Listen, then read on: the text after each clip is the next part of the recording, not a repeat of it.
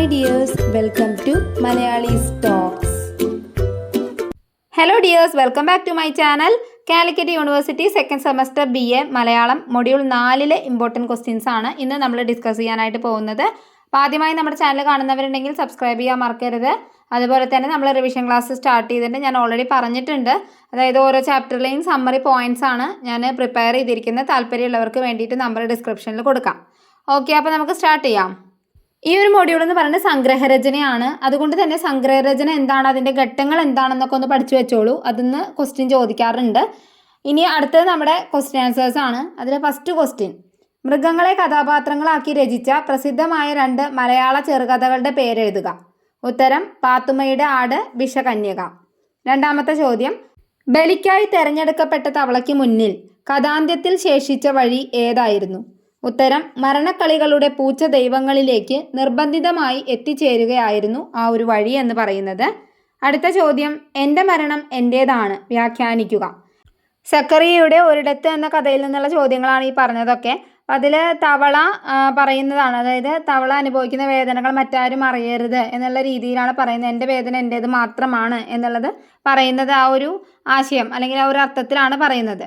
അടുത്തത്, ഈ ഒരു മൃഗജീവിതവുമായി ബന്ധപ്പെട്ട ഒരു എസ്സേ ക്വസ്റ്റ്യൻ എന്തായാലും പ്രതീക്ഷിച്ചോളൂ. പിന്നെ നിങ്ങളുടെ ടെക്സ്റ്റിൽ വേറെ 1-2 ക്വസ്റ്റ്യൻസ് ഒക്കെ കൊടുത്തിട്ടുണ്ട്. പക്ഷേ അതൊന്നും അത്ര ഇമ്പോർട്ടൻ്റ് ആയിട്ട് തോന്നിയില്ല.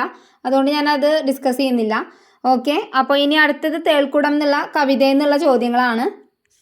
ഫസ്റ്റ് ക്വസ്റ്റ്യൻ, കുടത്തിലെ കനക നാണയം എടുക്കുന്നവർക്ക് എന്തെല്ലാം സമ്മാനങ്ങളാണ് രാജാവ് വാഗ്ദാനം ചെയ്യുന്നത്? ഉത്തരം സ്വതന്ത്ര സൗധവും വജ്രഹാരവും വിശിഷ്ട വസ്ത്രവും അർദ്ധദേശവുമാണ് സമ്മാനമായിട്ട് പറഞ്ഞത്. അടുത്ത ചോദ്യം, അടിമപ്പെണ്ണിൻ്റെ ദേശത്തെ കവി എങ്ങനെയാണ് വിശേഷിപ്പിക്കുന്നത്? ഉത്തരം വസന്തദേശമായിട്ടാണ് വിശേഷിപ്പിക്കുന്നത്. അടുത്ത ചോദ്യം, അടിമപ്പെണ്ണിൻ്റെ പതാകയിലെ ചിഹ്നം എന്ത്?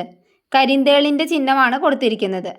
അടുത്തത് ഒരു വരികൾ തന്നിരിക്കുകയാണ്. അതായത് ഇവളുമെൻ ദുർവിധി പോൽ കുടത്തിനുള്ളിൽ കുടുങ്ങിയോളാണിവളെ തൊടില്ലൻ ദാഹം എന്ന് പറഞ്ഞാൽ ഈ വരികളിൽ തെളിയുന്ന ആശയം വ്യക്താക്കാനാണ്.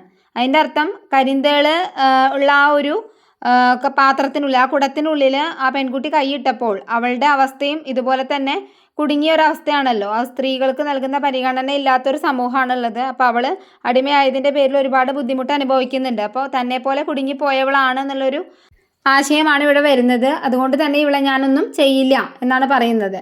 അതുപോലെ തന്നെ ഈ കവിത അവസാനിക്കുന്നത് പ്രത്യാശാനിർഭരമായ കാഴ്ചയിലാണ്. ഈ പ്രസ്താവന വിശദീകരിക്കാൻ പറഞ്ഞിട്ടുണ്ട്. കാരണം അവൾ ആ അടിമപ്പെണ്ണ് രാജ്യത്തിൻ്റെ അധിപതിയാവാണ്. അവളുടെ ദേശം വസന്ത വംശമായി മാറി.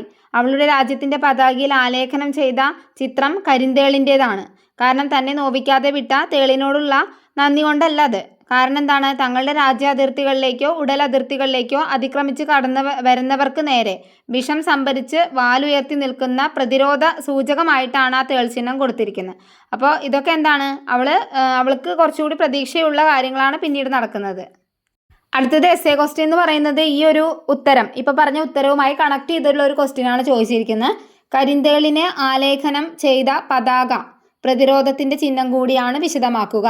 അതിപ്പോൾ ഞാൻ പറഞ്ഞ തന്നെയാണ്. കാരണം കരിന്തേള് അവളേനെ ഒന്നും ചെയ്യാതെ വിട്ടതിൻ്റെ നന്ദിയായിട്ടല്ല ആ ഒരു പതാകയിൽ ചിഹ്നം കൊടുത്തത്.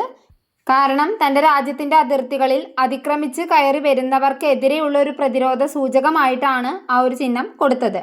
അടുത്തത്, തേൾക്കുടം എന്ന കവിത സ്ത്രീ ജീവിതവുമായി ബന്ധപ്പെട്ട എന്തൊക്കെ കാര്യങ്ങളാണ് ഇവിടെ സൂചിപ്പിക്കുന്നത് എന്നൊരു ക്വസ്റ്റ്യൻ എസ്സേ ആയിട്ട് ചോദിച്ചിട്ടുണ്ട്. അപ്പോൾ നമുക്കറിയാലോ, ഇന്നത്തെ കാലഘട്ടത്തിൽ സ്ത്രീകളുടെ ആ ഒരു അവസ്ഥ അതുമായി ബന്ധപ്പെടുത്തിയിട്ടാണ് ഈ ഒരു കവിത എഴുതിയിരിക്കുന്നത്. അപ്പോൾ അതുമായി കണക്ട് ചെയ്ത് അതിൻ്റെ സമ്മറിയാണ് നിങ്ങൾ മനസ്സിലാക്കി എഴുതി വെക്കേണ്ടത്. ഓക്കെ, അടുത്തത് ഉള്ളടക്ക രചനയാണ്. അപ്പോൾ ഉള്ളടക്ക രചന, പിന്നെ ആ ബ്ലോഗുകൾ, അതൊക്കെ പ്രത്യേകം ശ്രദ്ധിക്കുക. ഉള്ളടക്ക രചനയുടെ ഘട്ടങ്ങളുണ്ടല്ലോ, അതിൽ കുറേ കാര്യങ്ങൾ പറയുന്നുണ്ട്.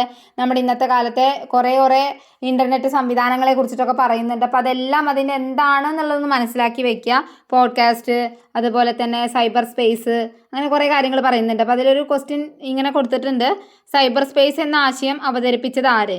ഉത്തരം അമേരിക്കൻ സാഹിത്യകാരനായ വില്യം ഗിബ്സൺ ആണ് ഇത് അവതരിപ്പിച്ചത്. അടുത്ത ക്വസ്റ്റ്യൻ, വീഡിയോ ഷെയറിംഗ് പ്ലാറ്റ്ഫോമുകളിൽ ഏറ്റവും മുന്നിൽ നിൽക്കുന്ന ഏതാണ്? ഉത്തരം യൂട്യൂബ്. അടുത്ത ക്വസ്റ്റ്യൻ, വൈറ്റ് പേപ്പറുകൾ എഴുതുന്നത് എന്തിന്? കമ്പനി വാഗ്ദാനം ചെയ്യുന്ന ഒരു ഉൽപ്പന്നമോ സേവനമോ വാങ്ങാൻ ഉപഭോക്താക്കളെ പ്രേരിപ്പിക്കുന്നതാണ് വൈറ്റ് പേപ്പറുകൾ എന്ന് പറയുന്നത്. അടുത്ത ചോദ്യം, പോഡ്കാസ്റ്റ് എന്നാൽ എന്ത്? ഉത്തരം ഇൻ്റർനെറ്റിൽ പരമ്പര രൂപത്തിൽ ലഭ്യമാകുന്ന ഓഡിയോ ഫയലുകളുടെ കൂട്ടമാണ് പോഡ്കാസ്റ്റ് എന്ന് പറയുന്നത്. അടുത്ത ക്വസ്റ്റ്യൻ, ലാൻഡിംഗ് പേജ് തയ്യാറാക്കുമ്പോൾ ശ്രദ്ധിക്കേണ്ട കാര്യങ്ങൾ. ഉത്തരം ആകർഷകമായ ഡിസൈന്, വ്യക്തമായ സന്ദേശം, കാൾ ടു ആക്ഷൻ ബട്ടണുകൾ എന്നീ കാര്യങ്ങൾ ശ്രദ്ധിക്കണം. പിന്നെ ഉള്ളടക്ക രചനയുടെ ഘട്ടങ്ങൾ വിശദീകരിക്കാൻ പറഞ്ഞിട്ടുണ്ട്. ഉത്തരം ഉള്ളടക്ക രചനയിൽ 3 തലങ്ങളുണ്ട്, അതായത് 3 ഘട്ടങ്ങൾ: എഴുത്ത്, തിരുത്ത്, പ്രസിദ്ധീകരണം. എഴുത്ത് പറഞ്ഞാൽ പ്രേക്ഷകരുടെ അഭിരുചിയും ആവശ്യവും അനുസരിച്ച് സ്വതന്ത്രവും അർത്ഥമുള്ളതുമായിട്ടുള്ള ഉള്ളടക്കം തയ്യാറാക്കുന്ന ഒരു പ്രക്രിയയാണ്. രണ്ടാമത്തെ തിരുത്താണ്. തിരുത്ത് പറഞ്ഞാൽ എഴുതിയ ഉള്ളടക്കത്തെ പുനർവായനയ്ക്ക് വിധേയമാക്കിയിട്ട് കുറച്ചുകൂടി ആകർഷകവും കൃത്യവും ലക്ഷ്യസാധ്യവുമായിട്ട് മാറ്റുന്ന പ്രക്രിയ. അവസാനം പ്രസിദ്ധീകരണം, അതായത് തയ്യാറാക്കിയ ഉള്ളടക്കം വിവിധ ഡിജിറ്റൽ പ്ലാറ്റ്ഫോമുകളിൽ പ്രസിദ്ധീകരിച്ച് പ്രേക്ഷകരിലേക്ക് എത്തിക്കുക. ഇതൊക്കെ വളരെ പ്രാധാന്യമുള്ള ചോദ്യങ്ങളാണ്. ഇതൊക്കെ എന്തായാലും ചോദിക്കാറുണ്ട്. അതുപോലെ തന്നെ ഞാൻ പറഞ്ഞ പോലെ തന്നെ ഇ ബുക്ക്, പിന്നെ സോഷ്യൽ മീഡിയ കോപ്പി എന്താണ്, ഇതൊക്കെ ചിലപ്പോൾ 2 മാർക്കിനായിരിക്കും ചോദിക്കുക. പിന്നെ അതേപോലെ തന്നെ ഉള്ളടക്ക രചന, വീഡിയോ സ്ക്രിപ്റ്റ് എന്നീ കാര്യങ്ങളൊക്കെ പ്രത്യേകം ശ്രദ്ധിച്ച് വെക്കുക. പിന്നെ ബ്ലോഗ് എന്ന് പറഞ്ഞിട്ട് സ്വയംവരം അങ്ങനെ ഒരു ബ്ലോഗ് കൊടുത്തിട്ടുണ്ടല്ലോ, അപ്പോൾ അതിൻ്റെയൊക്കെ ഒന്ന് സമ്മറി ഒന്ന് മനസ്സിലാക്കി വെച്ചോളൂ. ഇതോടുകൂടി നമ്മുടെ 4th മൊഡ്യൂളിലെ ഇമ്പോർട്ടൻറ്റ് ക്വസ്റ്റ്യൻസ് അവസാനിച്ചിരിക്കുകയാണ്. അപ്പോൾ നമ്മുടെ എല്ലാ ചാപ്റ്ററിലെയും ഇമ്പോർട്ടൻറ്റ് ക്വസ്റ്റ്യൻസ് അവസാനിച്ചു. സംശയം ഉണ്ടെങ്കിൽ ചോദിക്കാം. പറ്റുന്നവർ മാക്സിമം റിവിഷൻ ക്ലാസ്സിൽ അറ്റൻഡ് ചെയ്യാൻ നോക്കുക. കാരണം എന്താണെന്ന് വെച്ചാൽ നിങ്ങൾക്ക് അതൊരിക്കലും വെറുതെ ആവില്ല, അത് സത്യമാണ്, 100% വാക്കാണ്. അപ്പോൾ ഇതിന് മുമ്പേ ഉള്ള സ്റ്റുഡൻസ് എല്ലാവരും ഇതുപോലെ തന്നെ, നിങ്ങളുടെ ചേച്ചിമാരും ചേട്ടന്മാരൊക്കെ ഇതുപോലെ കുറേ പേര് റിവിഷൻ ക്ലാസ് വാങ്ങിച്ച് അവർ എക്സാമൊക്കെ എഴുതിയതാണ്.